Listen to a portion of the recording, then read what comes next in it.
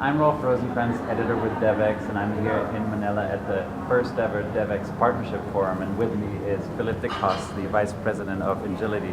Thanks so much, Philip, for being with us today. Pleasure to be here. So you were earlier today on a panel, and you were talking a little bit about where the aid industry needs to go. So what is your take on that? There's a lot of changes right now in the global marketplace. Where does aid fit into that? Well, for me, really the question, and Raj put it out there, is what is going to happen with the development business? What should, and our thought was, what should we look like as a community a decade from now? I think, my sense is that the way DevX has evolved is to really bring a professionalization to the way development information passes and knowledge management functions within our industry. Our feeling is that the other technical services delivered ought to follow the same route. And that when we look ahead 10 years at what the business should look like, it should look like a business. It should look like well-defined professional services that are delivered typically to public sector clients in a very cost-effective, professional manner. And I think if we talk today about localization, to me, localization ought to disappear. It really ought to become the public sector themselves of partner countries requesting that certain technical services get delivered to them with a very well-defined mandate, and high-quality companies, both national and international, typically working together, are coming and delivering those services. Now, part of what that means to me is that the scope of work of what happens over time ought to be changing as well. We live in a world where best value is the way USAID works, but literally the rest of the federal government and most governments find best value an odd or an unusual or an exceptional contracting mechanism. I think if the client knows what that client wants to deliver, and if what is being delivered is a very specific technical training need or staffing need or a very specific solution, the contracting mechanism we should see more of is not best value, but we should be seeing more of T&M contracts or LPTA contracts. Can you explain that a little bit for those people that don't know these acronyms? Yeah, well, LPTA, lowest price, technically acceptable. And Engility was created in response to the US government's fiscal constraints, if I may say. And the logic was, in a world where government funding is constrained, how do you organize a company that delivers professional services in such a way that it does the same quality delivery but at a more effective price, that delivers more of what the government asks for back to them and keeps less in overheads. And that was Engility's model. That's why we were created. That's how we were developed. On the international development side, we believe that the same trend is there. I think it's happened more slowly within USAID's world than it has anywhere else in the federal government, but we think it's coming. And we think if you look at the trends that are happening at the Asian Development Bank that Steve talked about this morning, and you see that the percentage of contracting directly to professional services firms using US ADB loan money has gone up, and it's gone up to firms working in this area. You see the professionalization of the development business is happening. So to me, the operational word is not localization anymore. We had USAID 4 and that kind of went away. Of localization, it ought to be professionalization. Now that's the direction we ought to be heading. And any firm or any organization that can deliver high quality professional services is the one that should be succeeding in the next generation, the next period of growth. Yeah, I was going to ask you about that actually. So what would the role be then for international organizations which at this point still hold the bulk of the grants and contracts that foreign donors give out? Well, my sense is, and I think Denise Rollins made it clear in her comment. She said, beware all the things we ask you to do in contract management. We know they're complicated, but you can learn them. Well, it's pretty sophisticated. It is a sophisticated exercise to execute a firm, tight contract with fiduciary controls in place. And it's one that when we look at partnerships with firms, as we look at the Asian Development Bank, and we look at other partner organizations, we are already teaming with and building the capacity of our partners. And we build them typically not so much in a small grant format, but taking on a partner, working with them for 3 or 4 years, giving them significant shares of the budget, and then training them up and how to manage those responsibilities. It's a multi-year effort. And I think I think that USAID is going to have to realize that they need to invest more significantly in that capacity strengthening exercise.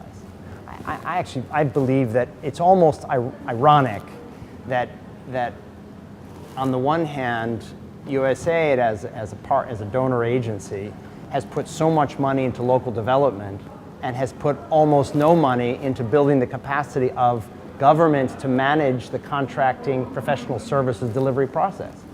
I mean, if you look at what we have in the U.S., in contracts offices across the U.S., these are people with a very specialized expertise and skill set. Now, USAID will train to some extent its own people, but they're not training so much, and we believe they should. We believe we should be helping partner governments and G2G arrangements to execute and manage contractors or NGOs to deliver specific technical services. So that's a world. I mean, we believe that the structure of a federal government or a national government contracting for specific services that it is not of its nature as a public enterprise going to be able to deliver is a sensible model.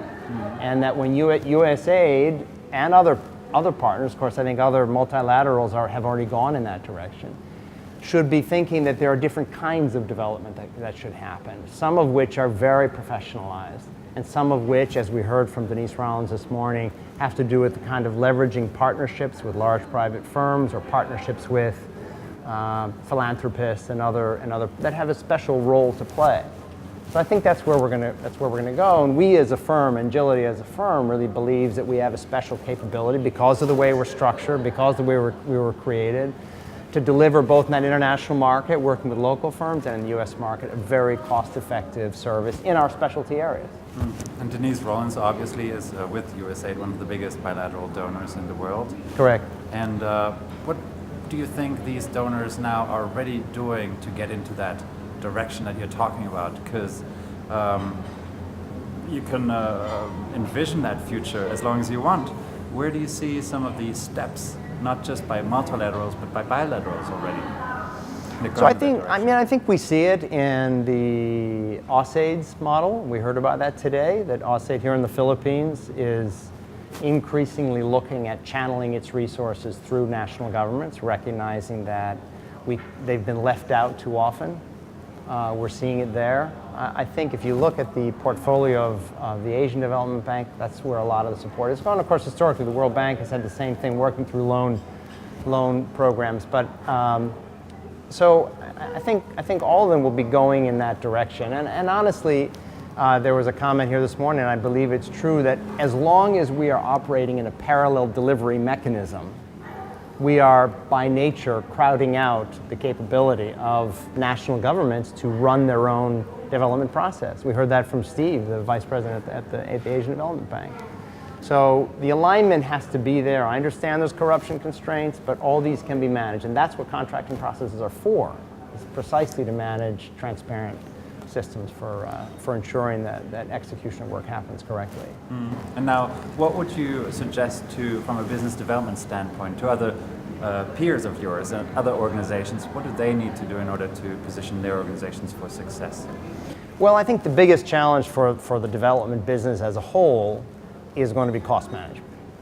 Right? This is a business that has historically had all of its contracts be best value. It's a business that has, where USAID under cost plus on best value contracts has pretty much financed whatever overhead within reason was needed. Now, it is automatically a more costly exercise to have staff in the U.S. financing recruiting outside. But I think one of the key things to be looking at is what is your cost model that is going to be competitive a decade from now, and how are you going to organize that? What is the mix going to be between capability and technical capacity inside the U.S. versus that which exists on the ground in partner countries? Figuring that out. Do you own? Do you have working relationships? Do you have alliances? What costs do you place inside and outside the U.S.? How do you structure those costs? Those, I think, are going to be a major part of what determines who's going to still be doing this work 10 years from now. And how is Engility already shaping itself up for that phase? I mean, are you doing any changes internally to prepare? So we, when Engility was created, of course, we had included a legacy part of Engility IRG, which had been doing the development work for a long time. Engility took up the IRG legacy business, but when Engility was created, it went through a very significant flattening process, and IRG was part of that.